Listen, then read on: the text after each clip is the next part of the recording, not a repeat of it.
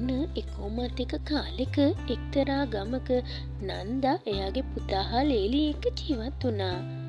මෙයාලා මධ්‍යම පන්තියේ පවුලක්. නන්දාගේ පුතා පෞද්ගලික ආයතනයක වැඩ කරනවා. දවසක් නන්දා මේ දැන් රස්නේ කාලේ පටන් ගත්තා. ඒ නිසා හැමදාම පොළට ගිහින් අලුත් එළුළු අරගෙන ඇවිත් උයලා තියන්න. මට හැමදාම බීම හදලා තියන්නත් ඕනේ.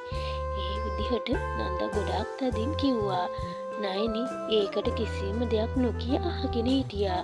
ඊළඟ දවසේ උදෙන්ම පොළට යන්න පිටත් වුණා. එතකොට එහා ගෙදර විනීතව දැක්කා. නංගි කියන්නක්කි මොකක්ද කාරණාව? මං කියනවා කියලා වැරදියට හිතන්න එපා.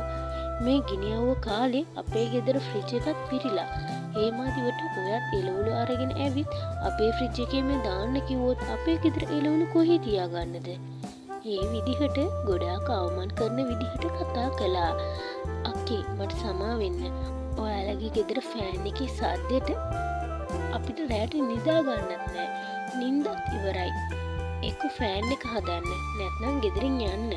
ඒ විදිහට එහා ගෙදර විනීත ගොඩාක් තදින් කිව්වා.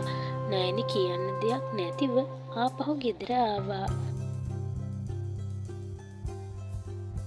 අම්මා මේ අවුව කාලේ එළුළු තියන්න ෆ්‍රිජ් එකක් තිබුණොත් ගොඩාක් වටිනවා. ඒ විදිහට ගොඩාක් දුකින් කිව්වා. මොනවද දුවේ ඔයා කියන්නේ?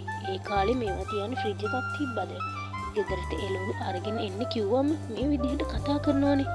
ඒ විදිහට තරහින් නන්ද කිව්වා. නයනි මුකුත්ම නොකිය කුස්සියට ගියා. ඊට පස්සේ කෑමත් හැදුවා. කෑම හදලා මහන්සි නිසා ටිකක් විවේක ගන්න ගියා. එතකොට නන්දා කුස්සිය වැඩ ඉවරයි කියලා ගිහින් නිදා ගන්න යනවද? එළියට ගිහින් රෙදි ටික හොදලා වේලෙන්න දාන්න. ඒ විදිහට තරහින් කිව්වා. නයනිත් ඇඳුම් ටික හොදලා වේලෙන්න දාලා කාමරේට ආවා. මොකද නයනි දුකින් වගේ අසනීපයක් වද්ද? එහෙම දෙයක් නෑ. දවස් තිස්සෙම වැඩ කළානේ. ඒකයි ගොඩක් මහන්සි. ඒ වගේම ගොඩක් නිදිමතයි. අනිත් එක අපේ ෆෑන් එකේ සද්ද නිසා රැට නිින්ද යන්නෙත් නෑ. නයනි ඒ විදිහට දුකින් කිව්වා. මටත් කිසි දෙයක් කරගන්න බැරුව ඉන්නේ.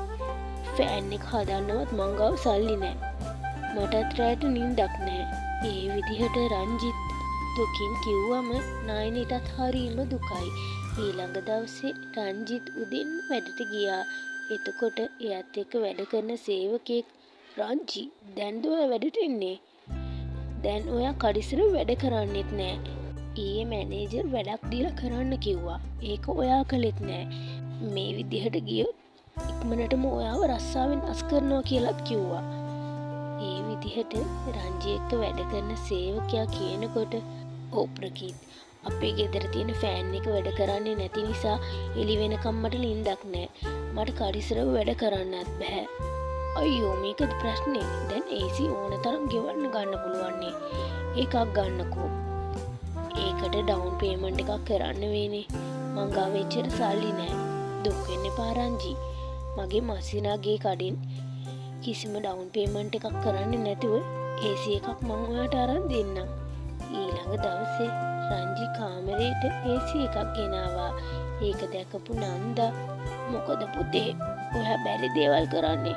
නිකන් බොරුවට අමාරු වැටෙන වැඩ කරනවා කියලා මට නම් තේරෙනවා. මේ ඔක්කොම ඔයාම කරලා නැති ඇති. මේ ඔයා කරන්නේ නැති ඔයාගේ නෝනා කියපු පළියට." ඒ විදිහට ගොඩක් තරහින් නන්දා කිව්වා. "අම්මේ මං AC එකක් විතරක් නෙවෙයි අම්මා වෙනුවෙන් ෆ්‍රිජ් එකකුත් ගෙනාවා. ඉතින් එයාලා ඔක්කොම ෆ්‍රිජ් එක තියෙන තැනට ආවා. මගේ පුතාගෙන් මං දන්නවා." ෆ්‍රිජ් එක දැකපු සතුටට නන්දට කතා කරන්න වචන නැති වුණා. ඒ විදිහට මාසයක්ම ගියුණා. වාරික ගෙවන දිනයක් උදා වුණා. රංජිත් තියෙන මුදල් වලින් AC එකටත් ෆ්‍රිජ් එකටත් වාරිකේ ගෙව්වා. එතකොට නයනි මේ අහන්නකෝ, ඊයේ රෑ ඉඳන්ම සනීප නෑ. එයාට බෙහෙත් ගන්න ඕන. සල්ලි ටිකක් දෙන්න. නයනි එහෙම කිව්වම නයනි මේ දැන් තමා තියෙන සල්ලි ටික දීලා වාරිකේ කිව්වේ ඔයා ටිකක් කලින් කිව්වනම් දෙනවනේ. දැන් මං ගාව සතයක්වත් නෑ. ඒ විදිහට ගොඩාක් දුකින් කිව්වා. නයනි කරන්න දෙයක් නැතිව අල්ලපු ගෙදරින් ණය අරගෙන නන්දාව හොස්පිටල් එකට එක්කරගෙන ගියා. දවසක් රංජි කතා කරන්නේ නැතිව කල්පනා කරගෙනම හිටියා. අතේ සතිය නැතුව ජීවත් වෙන්නේ කොහොමද කියලා ගොඩාක් කල්පනා කළා. එතකොට නන්දා මේ ණයනි ඔයා නිසා මේ ඔක්කොම ණය වෙලා AC එකක් ගන්න ඕනද? එයාව ණයකාරයෙක් කළා මදිවට අතේ සැතේ නැතුව හිඟන්නෙක් වෙලා. මේ ඔක්කොටම හේතුව ඔයා. ඒ විදිහට නන්ද ගොඩාක් තරහින් කිව්වා. එතකොට ණයනි අම්මේ මගව හොඳ අදහසක් තියෙනවා. ඒ විදිහට කළොත් ණය ටිකත් ඉක්මනටම අඩු කරගන්න පුළුවන් වෙයි. මොන අදහසක්ද? අම්මේ ජූස් කඩයක් දාන්න හිතුවා මං. මේකට ලොකු මුදලක් යට කරන්නත් ඕනේ නෑ. රස්නේ කාලේ නිසා මේ ව්‍යාපාරේ හොඳට යයි. ඒ විදිහට කියනකොට නන්දට නම් මේ අදහස ටිකක්වත් හිතට ඇල්ලුවේ නෑ. ඔහුමම දවස් ගෙවුණා. ණයනි කිව්වා වගේම ගේ ඉස්සරහා ජූස් කඩයක් ආරම්භ කළා. වෙලෙදාමත් හොඳටම සිද්ධ වුණා. එතකොට නන්දා මේ ණයනි මගේ ගේ ඉස්සරහා මේ විදිහට ජූස් කඩයක් දාලා මගේ නම්බු නැති කරන ඔයා. මට නම් ගොඩක් ලැජ්ජයි. අම්මේ මේකෙන් ලැජ්ජ වෙන්න දෙයක් නෑ. අපි අනු ළඟට ගිහින් සල්ලි ඉල්ලන්න ගියොත් තමයි ලැජ්ජ වෙන්න ඕන. අපි මහන්සි වෙලා දෙයක් කරන එකේ අපි මොකටද ලැජ්ජ වෙන්නේ? ණයනි ඒ විදිහට කිව්වා. ඉතින් ණයනි ජූස් වෙලඳාමත් කරලා ණය ටිකක් පියවුවා. දවසක් නන්දා හරි දැන් ඔයා කඩේ හිටිය ඇති. ඇවිල්ලා මට කෑම අරන් තියන්න. ඒ විදිහට තරහින් කතා කරලා නන්දගේ ඇතුළට ගියා. ණයනිත් එයාගේ නැන්දට කෑම අරන් තිබ්බා. මේ ණයනි මොනවද මේවද මට කන්න දෙන්නේ? අම්මේ මේ පරණ බතුයි දුන් දෙහි. ඇඟට හරිම ගුණයි. මොනම පරණ බත්? ඇයි කෑම හැදුවේ නැද්ද? ජූස් විකුණනවා කියලා එතන ගිහින් ඉඳ ගන්නවා. කෑම හදන්න ඕන මන්ද? අම්මේ වැරදි හිතන්න එපා. මේ කෑම තමා අවුව කාලට ඇඟට හොඳම කෑම. මේකෙන් ඇඟට කිසිම අගුණයක් නෑ. එතකොට එතනට රංජි ආවා. එතකොට රංජි පරණ බතුයි ලුණු දෙහි දෙන්නේ අද කෑමෙව්වේ නැද්ද? අපේ අම්මා මේවා කන්නේ නෑ. නෑ අනේ වැරදි හිතන්න එපා.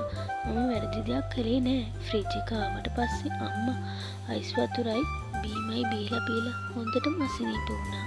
ඒකයි මම මෙහෙම කළේ. මේකෙන් ඇඟට සිසිලසක් ගෙනවා වගේම කිසිම අගුණයක් වෙන්නේ නැහැ. ඒ විදිහට ණයනි කිව්ව එක හරි කියලා දෙන්නටම තේරුණා. දවසක් රංජි ණයනි ඔයාගේ ජූස් කඩේ පටන් ගත්තු නිසා හොඳට වෙළඳාමත් ආවා වගේම ඔක්කොම ණය ටිකක් පියෙව්වා. ඒ විදිහට රංජි ණයනිව ප්‍රශංසා කළා. ඔව් ණයනි මාත් ඔයාට හදිසි වෙලා ගොඩක් බැන්නා. ඒ විතරක් නෙවෙයි මේ රස්නේ කාලේ ඔයාට ගොඩක් කරදර කළා. මට සමාව දෙන්න දුවේ. මම මගේ හිතේ තියෙන දුක ඔයාට කිව්වා. ඒත් ඔයා ඒ ටිකට AC එකක් අරන් ආවා. ඒ වෙනුවට ටේබල් ෆෑන් එකක් ගෙනාවා නම් අපි මෙච්චර ණය වෙන්නේ නෑනේ. ඒ විදිහට ණයනි කියනකොට කමක් නෑ දුවේ. ඔයා හැම වෙලේම AC එක දාගෙන ඉන්නේ නෑනේ. අවශ්‍ය වෙලාවට නේ දාන්නේ. පුතා ඔයා වෙනුවෙන් මේකවත් කරන්නේ නැද්ද? ඒ විදිහට ණයනිට නන්දා කිව්වා. ඊට පස්සේ හැමෝම ගොඩාක් සතුටින් එකමුතුවෙන් ජීවත් වුණා. ඔන්න එකවමත් එක කාලෙක එක්තරා ගමක ලාල් සහ ලලිත නමින් නියෝලක් ජීවත් වුණා. ලාල්ගේ ජීවනෝපාය වුණේ දර කපලා විකුණන එක. උදේ ඉඳන් ඔයාගේ මුණ දුකින් වගේ. ඇයි මොකද උනේ? අද මම උපන්දින උත්සවයකට ගියා. එතනට ආපු හැමෝම අපි ගැන තමයි කතා කරන්නේ. කසාද බැඳලා අවුරුදු ගාණක් වෙලත් තාම දරුවෙක් නැහැ. එහෙම කියලා ගොඩාක් විහිළු කරනවා. ඕවා ගණන් ගන්න එපා. දැන් හම්බ කරන සල්ලි අපේ වියදමටම මදි. ළමයි ඉපදුනොත් වියදම් වැඩි වෙයි. ඔයා වගේ මිනිස්සෙක් මං කසාද බැඳනේ. ඒක තමයි මගේ වැරැද්ද. දරුවෝ නැහැ කියලා මං දුක් වෙනවා. ඔයා සල්ලි වියදම් වෙයි කියලා බය වෙනවා. අපි වයසට ගිය කාලෙක අපිව බලා කියා ගන්න අපිටම කියලා දරුවෝ ඉන්න ඕන. ඇයි මේ ගෑනු මෙහෙම හිතනවද මන්දා? දෙවියනේ මං කොච්චරනම් ප්‍රාර්ථනා කරනවද? කරුණා කරලා මට දරුවෙක් ලබා දෙන්න. ටික කාලයක් යනකොට ලලිතා ගැබ්බර වුණා. දිවියෝ මගේ මූණ බැලුවා. මං දැන් ගැබිනියක්. ඔයාට එකපාරක් කිව්වම තේරෙන්නේ නැද්ද? හැම වෙලෙම කියන්න ඕනද? මොනවා හරි කාලා ඔය ළමයාව දැම්ම නැති කරන්න. නැත්නම් මං ඔයාව දාලා යනවා. අපේ ආච්චි අම්මා එදාම කිව්වා තමුසේව බැන්දොත් කවදා හරි දවසක මාව දාලා යයි කියලා. ආදරෙන් වචනයක් හරි කතා කරලා තියනවද මාත් එක්ක? මං ගෙනාපු දෑවැද්දරනේ මාව කසාද බැන්දේ. යනවනම් යන්න. කවදා හරි ඔහෙට තේරෙයි නෑකම් වල අගය. එදාට ඔහේ මාව හොයාගෙන එයි. ඉතින් එතනදි මුකුත් නොකිය ලලිත නිදාගත්තට පස්සේ ගෙදර තියෙන සල්ලි රත්තරන් බඩු ඔක්කොම අරගෙන පැනලා ගියා. ලලිතා කරන්න දෙයක් නැතිව ගෙවල් වල වැඩ කරලා මහන්සි වෙලා ජීවත් වුණා. ලලිතට ලස්සන පිරිමි ළමයෙක් ඉපදුනා. ගෙවල් වල වැඩත් කරගෙන දරුවවත් බලාගෙන ඒ දරුවව ලලිතා හොඳින් හදා වඩා ගත්තා. එයාගේ පුතත් ලොකු වුණා. ඇයි අම්මේ මගේ වයසේ අනිත් අයගේ අම්මලාට වඩා අම්මා වයසින් වැඩිනේ. මං මොනවා කරන්නද පුතේ?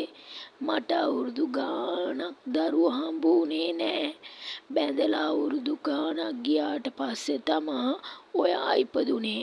ඒ නිසායි අනිත් අයට වඩා මං වයසින් වැඩි. ඔයාගේ තාත්තත් ඔයා බඩට ආවා කියලා දැනගත්තු ගමන් මාව දාලා ගියානේ. ඔයාවත් තියාගෙන අපේ ගෙදර වැඩයි අනිත් ගෙවල් වල වැඩයි කරගෙන මම මෙහෙම කැත වුණා. කමක් නෑ අම්මේ. අම්මා දුක් වෙන්න එපා. මං වෙලඳාම යනකොට කොහේ හරි තාත්තා මාව දැකලා මාව අඳුරගත්තොත් මං තාත්තව එක්කන් එන්නම්. තාත්තා ඔයාව අඳුරගන්න එයා එකපාරක් හරි ඔයාව දැකලා තියෙන්න ඕනනේ. එයා හැමදාම සල්ලි වලට මුල් තැන දෙන කෙනෙක්. එයා ආවත් එන්නේ සල්ලි බලාගෙන. මං එයා ගැන හිතලා දුක් වෙන්නේ නෑ. මට දුක ඔයා ගැන. මට දැන් ගොඩක් වයසයි. අද හෙටම මං මැරිලා යයි. මං මැරෙන්න කලින් ඔයා කසාදයක් කරගත්තොත් මං මැරුණාට පස්සේ ඔයාව ඔයාගේ බිරිඳ බලාගනි. අම්මේ මං පොඩි කාලේ ඉඳන්ම මාව තමා ඔයාගේ ලෝකේ කරගෙන ජීවත් වුනේ. බඩේ ඉන්නකොටම මාව නැති කරලා තිබ්බනම් සමහර විට තාත්තා අම්මා එක්කම ඉඳලා ඇති. නැත්නම් මම ඉපදුනාට පස්සේ කාට හරි දීලා තිබ්බනම් හරි අම්මට වෙන කාව හරි කසාද බඳින්න තිබ්බා. ඒත් අම්මා එහෙම කළේ නැහැ. මේ විදිහ අම්මා කෙනෙක් ඉන්නකොට මට මොකටද තව කවුරුත්? මං මලාට පස්සේ ඔයාව බලා ගන්න කෙනෙක් ඕන. මට කසාදයක් ඕනේ නෑ අම්මේ. තව කෙල්ලෙක්ව ගෙදරට එක්කන් ඇවිත් එයා ඔයාව ගෙදරින් එළෙව්වොත් මං අම්මගේම පුතා වෙලා ඉන්නම්. දවසක් කිරිහාමි මැටි වලම් විකුණන්න අල්ලපු ගමට ගියා. එතකොට ඒ ගමේ ලොකු පොහසත් මිනිස්සෙක් ගඟට වැටිලා ගඟේ ගහගෙන යන්න හැදුවා.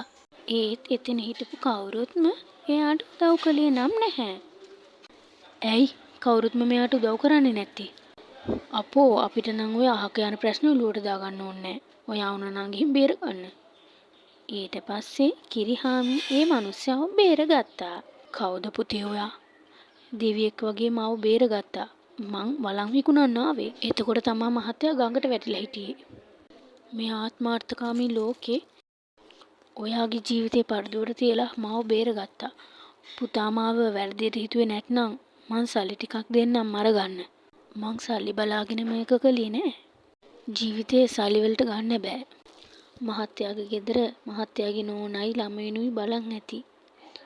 මහත්තයාට මොනවා හරි වුණා නම් එයාලා අනාථ වෙනවා.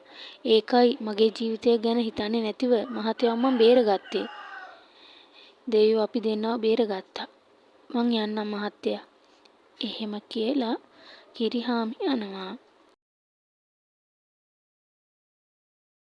ඒත් ඒ මිනිස්සයාගේ හිතට කිරිහාමි ගොඩාක් ඇල්ලුවා. ඊළඟ දවසේ කිරිහාමිව හොයාගෙන ඒ මිනිස්සයා එයාගේ බිරිඳයි දරුවත් එක්ක කිරිහාමිගේ ගමට ආවා. කොහොම හරි ගේත් හොයාගෙන කිරිහාමිගේ ගෙදරට ආවා. මහත්තයා මොකද මෙහි? අම්මේ මං ඊයේ කිව්වේ ගඟේ වැටුණු කෙනෙක්ව බේරගත්තා කියලා. මේ මහත්තයා තමා. ආයුබෝවන් අම්මේ. ඊයේ ඔයාගේ පුතා මගේ පණ විතරක් නෙවෙයි මගේ දරු පවුලත් බේරගත්තා. සල්ලි දුන්නත් ගත්තේ නැහැ. නෑකම් වල අගය මට කියලා දුන්නා. මේ පුතාගේ අම්මා මේ පුතාව හොඳට හදලා තියනවා කියලා මට තේරුණා. මං ගොඩක් මිනිස්සු එක්ක ආශ්‍රය කරලා තියෙනවා. ඔයාගේ පුතා වගේ හොඳ දරුවෙක්ව මං දැකලා නැහැ. ඒ නිසායි ඔයාගේ පුතාව මගේ දුවට කසාද බඳලා දෙන්න කතා කරන්න ආවේ. මුලදී කැමති වුණත් කොහොම හරි අම්මයි පුතයි කසාදෙට කැමති වුණා. ඉතින් ඒ දෙන්නගේ කසාදයක් සිද්ධ වුණා. මුලදී ලලිතයි කුමාරි අම්මයි දුවයි වගේ තමයි ආශ්‍රය කළේ. දවසක් කුමාරිගේ අම්මා ලලිතාගේ ගෙදර ඇවිත් ඔයාගේ තාත්තා වගේ මහ මෝඩියෙක් නිකන් යන්නේ නැතුව ගඟට වැටිලා පීනන්න දන්නෙත් නැතුව දඟලගෙන ඉන්නකොට පාරේ අනේකෙක් ඇවිල්ලා බේරගත්තා කියලා ඊ මිනිහටම දුවව දුන්නා. උඹේ තාත්තා නම් මගේ දුව කොච්චර සැපට ජීවත් වුණාද? දැන් මේ පොඩි පැල්පතේ මැටි වලන් හදලා දුක් විඳිනවා. ඒ මදිවට ඔයාගේ නැන්ද අම්මා. එයාවත් ඔයානේ බලා ගන්න ඕනේ. නෑ අම්මේ. නැන්දයි මගේ මහත්තයයි මාව හොඳට බලා ගන්නවා. මම මේ ගෙදර රජිනක් වගේ තමයි ජීවත් වෙන්නේ. නැන්දම්මා මට කිසිම වැඩක් කරන්න දෙන්නේ නෑ. මෝඩියේ. දැන් ඔයාගේ නැන්දම්මා හොඳට ඉන්නවා. ඒ නිසා හැම වැඩක් කරනවා. ඒ තව වයසට යන්න ඔයාට තමයි හැම වැඩක් කරන්න වෙන්නේ. ඔයාට එයාව හැමදාම බලා ගන්න පුළුවන්ද? මං කියන දේ අහලා මුලින්ම එයාව මේ ගෙදරින් එලවලා දාන්න. ඔයාගේ තාත්තා වගේ ඔයත් මෝඩ වෙන්න එපා. දුප්පත් අය හොඳ මුණ පෙන්නලා සල්ලි තියන අය දැලේ දා ගන්නවා. සමහර විට නැන්දම්මා මාත් එක්ක රඟපානවද දන්නේ නෑ. එදා ඉඳන් කුමාරිගේ හැසිරීම කන පිට හැරුණා. ඇයි දුවේ ගොඩක් තරහෙන් වගේ අසනීපයක්වත්ද? ඔයාට මොනවා හරි ඕන නම් කියන්න හදලා දෙන්නම්. අපෝ ගොඩක් ආදරේ වගේ. බොරුවට රඟපාන්න එපා. ඔයා ගැන මම හැමදේම දැනගත්තා. මගේ මහත්තයා හම්බ කරන සොච්චමින් ඔයාටත් කන්න දෙන්න බෑ. මං මේ අහන්නේ ඔයයි අපිත් එක්කම ඉන්නේ. ඔයාට පුළුවන් වැඩිහිටි නිවාසයකට යන්න. කුමාරි කියපු දේ අහලා ලලිතාගේ හිත කැඩිලා ගියා. ඉතින් කුමාරි හැමදාම ඕකම කියන්න ගත්තා. මගේ පුතා බය වුණු විදිහටම සිද්ධ වුණා. ඊට පස්සේ මෙයාලට කරදරයක් වෙලා අපි මෙහි ඉන්න ඕන නෑ. දුව කිව්වා වගේම අල්ලපු ගමේ තියෙන වැඩිහිටි නිවාසයට ගිහින් ඉන්නම්.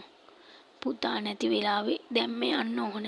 ඉතින් ලලිතා එයාට අවශ්‍ය බඩු ටික අරගෙන වැඩිහිටි නිවාසයට යන්න පිටත් වුණා. ඒ වුණාට ගෙදරින් එළියේ ලෝකෙ නොදකපු ලලිතට නම් වැඩිහිටි නිවාසය හොයාගන්න එක ලේසි වුණේ නෑ.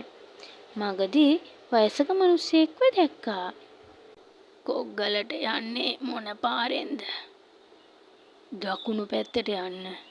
ඒක නෙවෙයි අම්මා කිරිහාමිගේ අම්මා නේද? ඔව්.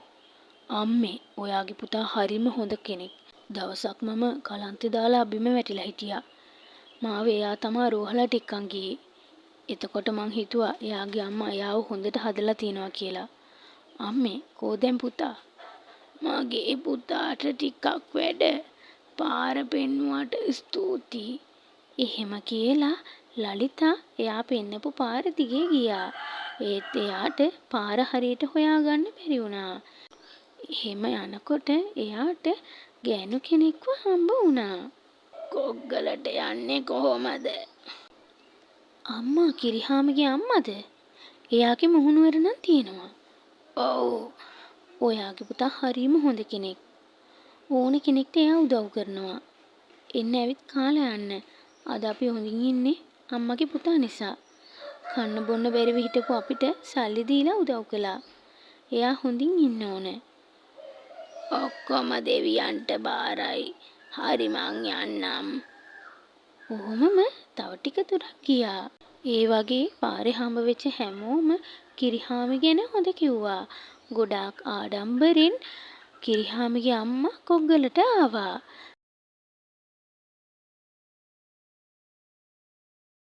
කිරිහාමි ගෙදර ඇවිත් බලනකොට එයාගේ අම්මා හිටියේ නෑ. කුමාරි කෝ අපේ අම්මා? මං දන්නේ නෑ. එන්නම ඔයාගේ හැසිරීම හොඳ නෑ. අම්මත් එක්ක හැම වෙලාවෙම රණ්ඩු වෙනවා. ඇත්ත කියන්න කෝ අම්මා? තවත් කොච්චර කාලයක් අපිත් එක්කම ඉන්නද? ඒ හින්දා එයාට කොග්ගලට තියෙන වැඩිහිටි නිවාසෙට යන්න කිව්වා. ඔයාට මොලයක් නැද්ද? මේ වගේ දෙයක් වෙන්න හොඳ නෑ කියලා හිතලයි මං කසාද බඳින්න බෑ කිව්වේ. ඒත් මගේ අම්මගේ කැමැත්ත නිසා මං ඔයාව කසාද බැන්දා. මං අම්මගේ බඩට ආවා කියලා දැනගත්ත ගමන් තාත්තා අප්පමාව දාලා ගියා. අම්මා මාව තනියම හදා වඩා ගත්තේ. මගේ තාත්තා මාව නැති කරන්න කියලා අම්මා ඒක කළේ නෑ. ඒත් අද ඔයා මගේ අම්මව එළියට දාලා ඔයාට කවුද ඒ අයිතිය දුන්නේ? ඔයාගේ තාත්තා මට කැමති වුණේ මගේ ගතිගුණ වලට. ඒ මගේ අම්මා මට දුන්නු තෑග්ගක්. මට ඔයා ඕනේ නෑ. මට මගේ අම්මා තමයි ඕනේ. මට සමා වෙන්න. මං වැරදි. එන්න අපි අම්මව හොයාගෙන යමු. දෙන්නම අම්මව හොයාගෙන ගියා. අතරමඟ ලලිතව දැකපු හැමෝම ලලිතාවේ කොහෙද කියලා කිව්වා. අන්තිමට ලලිතව හොයාගෙන කිරිහාමී කුමාරී වැඩිහිටි නිවාසයට ගියා. එතකොට ලලිත ඇයේ හිටියා. අම්මේ මගේ අම්මා කිව්ව දේ අහලා මං වැරද්දක් කළේ. මං අම්මව ගෙදරින් නෙලෙව්වා. කරුණාකරලා මට සමාව දෙන්න අම්මේ. අම්මේ මගේ හැමදේම අම්මනේ. අම්මා නැතිව මං කොහොමද ජීවත් වෙන්නේ? මගේ බිරිඳ කළේ ලොකු වැරද්දක්. කරුණාකරලා එයාට සමාව දීලා ආපහු ගෙදර එන්න අම්මේ. ඉතින් එයාගේ පුතා ඒ විදිහට කතා කළාම ලලිතට දුක හිතිලා පුතා එක්කම ගෙදර ගියා. එදායින් පස්සේ කුමාරි ලලිතව එයාගේ අම්මා වගේම හරිම ආදරෙන් බලාගත්තා.